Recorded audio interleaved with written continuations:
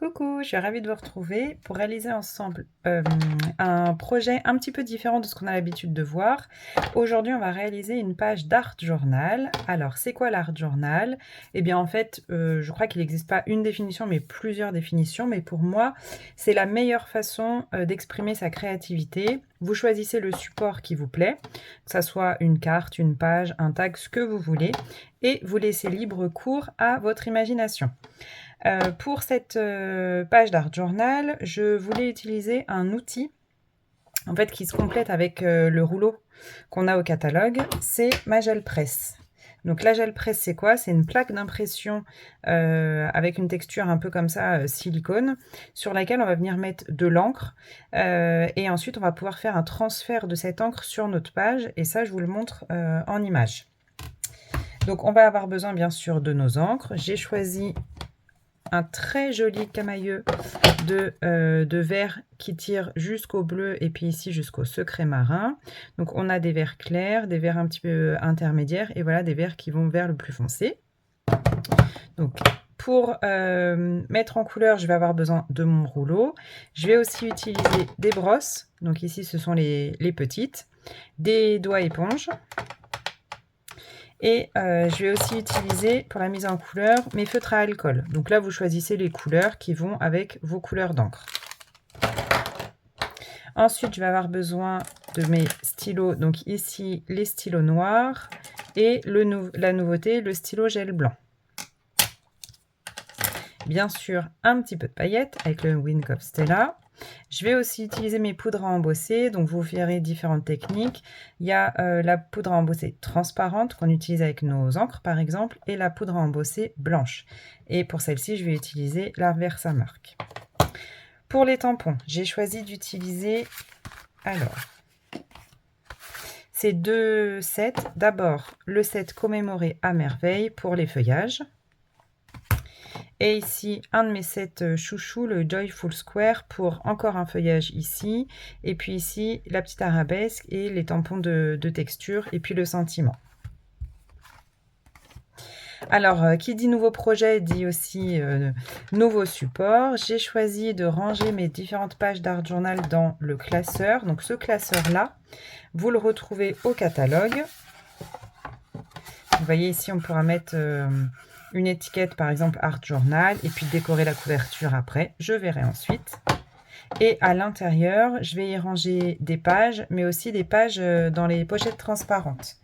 Pour les pochettes transparentes, vous avez différents modèles de pochettes. Moi, ces classeurs, j'en ai plusieurs, je les adore. Ça me permet aussi de ranger mes affaires, ça me permet de ranger mon stock ou de faire des mini-albums. Donc là, en l'occurrence, vous avez différents modèles de pochettes. On a les pochettes 4 cases. Les pochettes, ici, une grande case et deux petites. Ensuite, le modèle inverse avec les deux petites cases du haut, la plus grande en bas. On a le modèle de grande carte. Donc à chaque fois, c'est des 4 par 6. Et on a ce modèle-là, donc à une grande page en 6 par 8 pouces. Ces pochettes-là, je les adore. Et donc, pour notre première page d'art journal, on va réaliser ensemble cette page-ci. Vous voyez, c'est la première, hein, je ne vous mens pas. Et regardez à l'intérieur, on a ici en embossé argent le logo de Stampin' Up.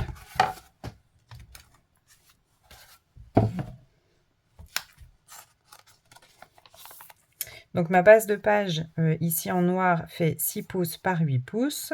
Ici mon papier, donc c'est un blanc épais. Il fait 5 pouces 3 quarts sur 7 pouces 3 quarts. Et ici, j'ai utilisé le tag. Donc, le papier blanc ici, uni épais, on va le décorer. En tout cas, on va le mettre en couleur à la fin. Et on va commencer par le tag. Donc, je vous laisse regarder de plus près. Ça brille un petit peu parce que j'ai mis du Wink of Stella. Alors, vous allez voir différentes techniques. J'ai même mis ici, hop, la date. Donc, avril 2026. et la technique utilisée, comme ça je me souviendrai. Et donc c'est ce papier imprimé qu'on va réaliser à la gel presse avec un transfert d'image pour les tampons. Donc je vous laisse le procédé en images et moi je vous dis à très vite avec les produits Stampin' Up! Bye bye! Pour cette première page d'Art Journal, je voulais utiliser le dies fanion et je suis venue découper donc mon fanion dans un papier blanc uni épais. Pour mettre en couleur ce fond de page, j'utilise ma gel presse. Avec ma couleur la plus claire, je viens prélever au rouleau et j'en dépose directement sur la gel presse. Et puis j'utilise une deuxième couleur pour avoir un fond dégradé que je viens poser sur la partie supérieure de la gel presse. J'oublie pas de décharger à chaque fois mon rouleau sur un papier brouillon pour éviter de transférer mes couleurs dans mes encreurs. Je vais venir maintenant utiliser mes tampons. Donc là, c'est très simple. On prend une couleur un petit peu plus foncée et on vient tamponner directement sur la gel presse comme on pourrait le faire sur notre papier.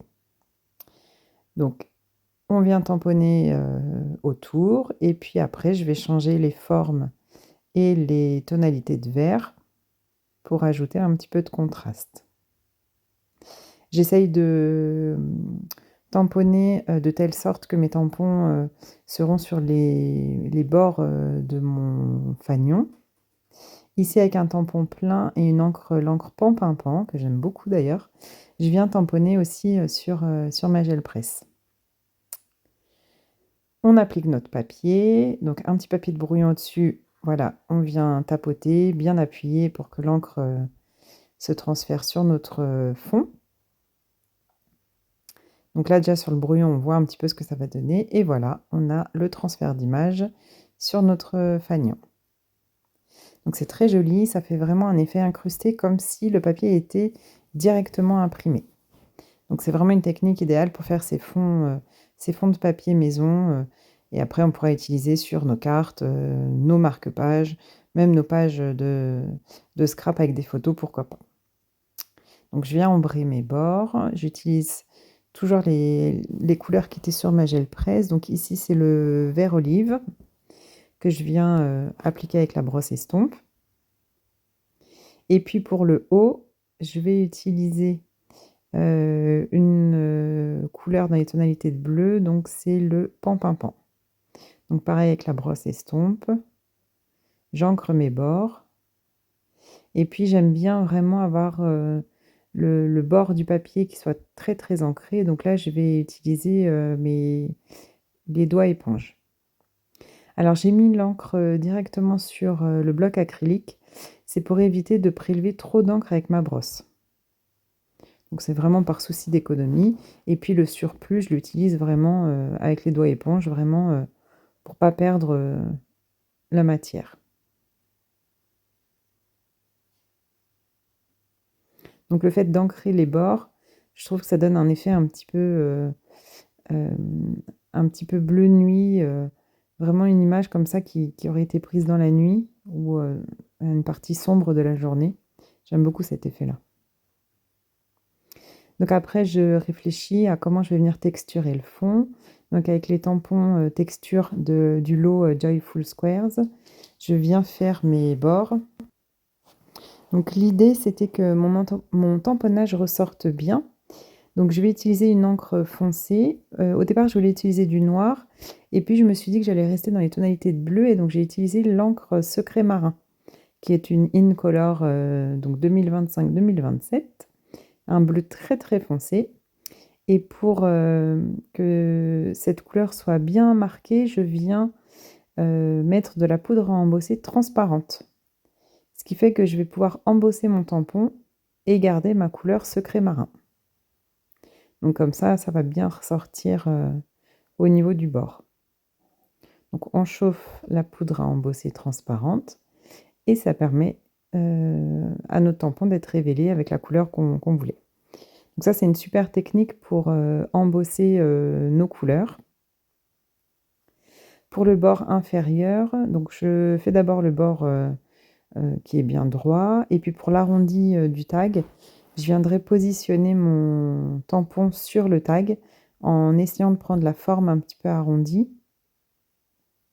Et puis avec mon bloc acrylique, je vais venir comme ça, fixer le tampon et il va garder le petit bord arrondi et comme ça je vais pouvoir tamponner en suivant le bord du tag. Alors c'est très facile avec nos tampons acryliques d'épouser la forme, du support, parce que c'est une matière en fait qui permet vraiment qui est assez mobile, on peut l'arrondir, le mettre vraiment dans le sens que l'on souhaite. Donc pareil, je viens embosser avec la poudre transparente. Donc j'essaye à chaque étape de ranger un petit peu mon espace de travail, de nettoyer mes tampons au fur et à mesure pour éviter de transférer les couleurs dans mes encreurs. Donc je reprends mon encre secret marin et je viens juste faire les bords là où j'ai fait mes tampons embossés pour vraiment que l'œil soit attiré par ces couleurs un peu plus foncées. Donc je continue, je réfléchis un petit peu, qu'est-ce que je vais pouvoir mettre au fond pour texturer et puis je me dis que ça manque un petit peu de lumière. Donc je vais venir embosser en blanc un petit tampon arabesque. Donc cette fois-ci, je mets l'encre Versamark, qui est une encre collante, et dessus, je viens verser ma poudre à embosser blanche. J'essaye de mettre cet embossage blanc sur les parties les plus foncées pour qu'il ressorte en fait. Et ensuite, on vient chauffer notre poudre à embosser. Et donc là, ça va révéler notre tamponnage en blanc. Et donc tout de suite, ça apporte un peu de lumière sur le tag. Alors, je ne m'arrête pas là, il manque encore un petit peu de blanc. Et donc, je vais reprendre un feuillage que je n'avais pas encore utilisé. Donc, il est assez grand d'ailleurs. Et je viens, pareil, l'embosser avec la poudre blanche.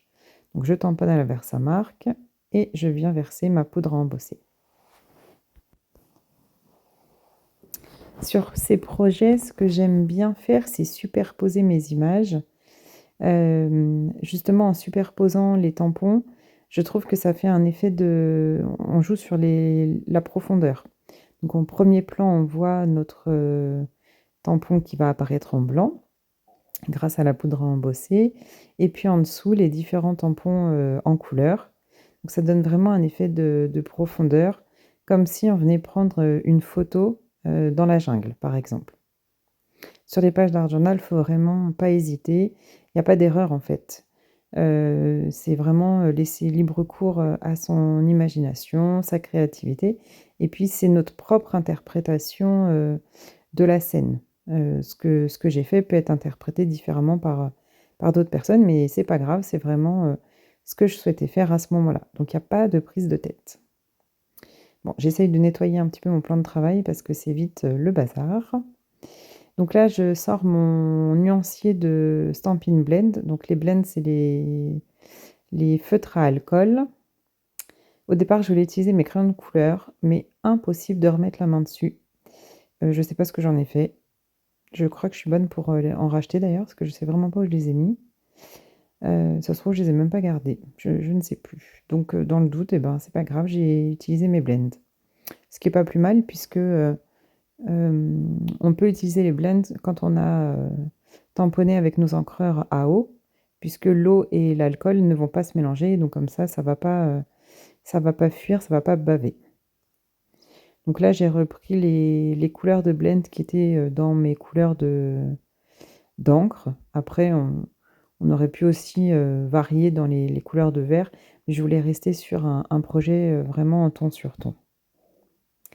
Donc je viens mettre en couleur quelques feuilles, pas toutes, vraiment pour donner cet aspect d'ombre et toujours garder cette idée de profondeur. Donc c'est vraiment la partie du projet la plus détente. Là, vous vous faites plaisir, vous mettez en couleur. J'essaye de travailler avec les ombres. J'utilise toujours la couleur claire et la couleur foncée, puisque c'est un duo à chaque fois, hein. Quand vous achetez une couleur, vous en avez deux. Donc le clair et le foncé, et je viens les mélanger. Et la zone de jonction entre les deux, ça me donne vraiment une troisième couleur. Et ça fait un effet fondu et mélangé, c'est vraiment très très sympa. C'est facile à utiliser, les blends, faut pas hésiter. Après, moi je me prends pas la tête, hein, je viens juste poser mes couleurs et puis voilà, j'attends que ça fuse. De toute façon, il n'y a pas d'erreur puisque c'est les mêmes couleurs que mes encres. Donc l'avantage avec les produits Stampin' Up, c'est que tout est coordonné. Donc vos projets, vous risquez pas de vous tromper, forcément ça donnera un résultat assez harmonieux. Donc je continue à mettre en couleur quelques feuillages, pas tous. Je laisse, les tamponnages, vous aviez des feuillages pleins et des feuillages, vraiment que les contours et donc je garde quelques contours, vides, pour garder justement cet esprit de profondeur. Alors sur les pages d'art journal, ce qui est difficile, c'est de savoir, à quel moment on s'arrête. Moi j'ai tendance à toujours vouloir en rajouter. Après c'est une question d'équilibre. Quel message on voulait faire passer sur cette page? On peut avoir des pages très chargées, des pages un peu moins chargées. Donc c'est vraiment, laisser libre cours, à sa créativité du moment. Donc là, j'ai pris mon Wake of Stella, mais comme il est vide, pratiquement vide, je viens juste humidifier la pointe pour récupérer, les paillettes. Donc ça, c'est une petite technique, anti-gaspi. Vous gardez vos Wake of Stella vides et puis vous pouvez les utiliser comme ça, en venant juste mouiller, la pointe. Parce que c'est une pointe pinceau, donc on peut l'utiliser comme un pinceau à aquarelle. Alors là, j'utilise mes stylos gel blanc, donc c'est la nouveauté, qui arrive là au mois de mai. Ils sont super, donc c'est des je réfléchis, oui, je sais pas si c'est de l'acrylique dedans, d'ailleurs, faudrait que je regarde. Ils sont, la pointe est assez, ni fine ni épaisse, elle est parfaite et ça vient apporter comme ça des points de lumière et puis on a aussi au catalogue, les stylos feutre noir, donc très pratique pour, les projets d'art journal, par exemple.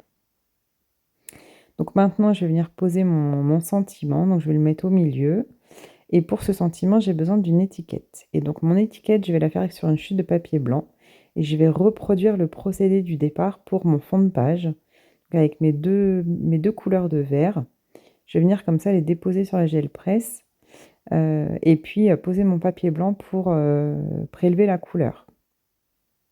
Donc, ça, c'est une technique rapide pour faire des fonds, de papier, juste en couleur et donc cette étiquette-là, je vais venir tamponner dessus en couleur pan pimpant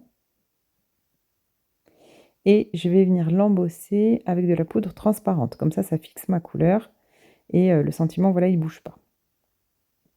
Donc mon étiquette, elle est parfaitement coordonnée à mon tag. Ça, c'est top parce que, avec la gel presse, on peut reproduire comme ça, nos fonds de page en utilisant le même procédé. Donc je vais venir découper mon étiquette. Pour la forme, j'ai repris, un tag, mais plus petit, juste pour garder un petit peu l'harmonie, puisque je voulais utiliser alors c'est pas des tags d'ailleurs, c'est des fanions. À chaque fois, je dis des tags, mais c'est des petits fanions. J'adore ce set, de tampons. Vous avez des très grands fanions, on peut faire des grands projets et puis des plus petits là pour faire des étiquettes, c'est vraiment, très pratique. Donc mon étiquette, elle est aux couleurs coordonnées et je vais venir, pareil, même procédé, ancrer les bords en 2 couleurs. Donc le bas plutôt en vert et le haut en bleu, en pan pimpant. Je réfléchis, mais oui, c'est bien pan pimpant, j'avais un doute. Donc pareil, il me restait un petit peu d'encre sur mes brosses, donc j'en profite et je viens comme ça, mettre en couleur le tag. Alors qui dit tag dit, ficelle, donc j'utilise ma petite perfo là, qui sont, les mini perfos, elles sont top celles-ci et puis je viens mettre un petit bout de ficelle, donc c'est la ficelle, lin qui vient apporter, alors je trouve qu'avec le côté végétal et ben, c'était parfait parce que ça vient apporter de la matière, mais on garde, cet esprit un peu jungle avec, cette fibre de lin qu'on peut retrouver, dans la nature. Donc c'est pensé vraiment dans les moindres détails. Donc je viens comme ça fixer, ma ficelle et puis je vais venir coller mon tag. Alors je le colle, j'utilise un peu de mousse 3D pour le haut et puis le bas, au double face. C'est tout simplement pour donner un petit peu de relief, à mon tag. Voilà, qui se surélève un petit peu, au niveau du haut, là où il y a la ficelle. Donc le tag, ça y est, il est terminé. Mais maintenant, j'ai besoin de le poser sur ma base de page. Donc je vais venir, mettre en couleur mon fond de page. Je voulais juste, un fond de page qui soit coordonné au projet. Pas forcément de texture, mais c'était vraiment juste, des couleurs coordonnées. Donc je suis venue comme ça déposer sur ma gel presse, ma couleur pan pimpant et je viens prélever de la couleur. Mais vous voyez, mon papier est plus grand que ma gel presse, donc je vais le faire en 2 fois. Donc voilà, première partie, donc la couleur est déposée. Il faut que je mette en couleur le bas du papier. Donc je reviens donc mettre de la couleur sur ma gel presse et appliquer mon papier. Donc pareil, on récupère la couleur et vous voyez la petite bande bleue qui est la zone de jonction en fait entre mes 2 étapes. Alors, c'est bien, mais je voulais retrouver ce côté un petit peu, vert jaune, de mon fond de page et donc je reviens appliquer directement sur la gel presse. Donc c'est limonade à l'allumette et regardez, tout de suite, ça vient apporter de la lumière sur le fond de page et là, j'aime bien. Ça donne de la texture, des effets de couleur. Alors j'aime pas la bande, hein, superposée, le bleu là, j'aime pas du tout. Il faut que j'arrive à donc en même temps, je réfléchissais, donc vous voyez, je trouve qu'on la voit trop, c'est pas ce que je cherchais. Donc je réfléchis comment je vais venir, l'atténuer. Pour l'instant, je fais mes bords, j'encre mes bords. Donc déjà, ça va venir, un peu foncer tout ça. Donc à la brosse estompe au départ et puis après, je vais finir avec les petits doigts éponge. Donc là, j'encre avec une seule couleur. L'idée, c'est d'avoir un fond assez foncé pour que mon tag au-dessus, ressorte bien. Et puis je fais tout mon contour avec le doigt éponge. Bon, à cette étape-là, on a les doigts pleins d'encre, hein.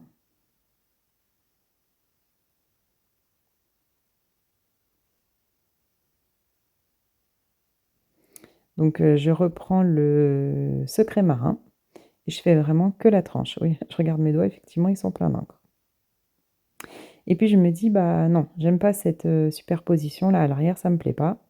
Donc je récupère, bah, le papier que j'avais fait pour faire mon étiquette et je vais venir comme ça déchirer une bande et là, ça va apporter un petit peu de lumière en dessous et c'est pile poil ce que je cherchais.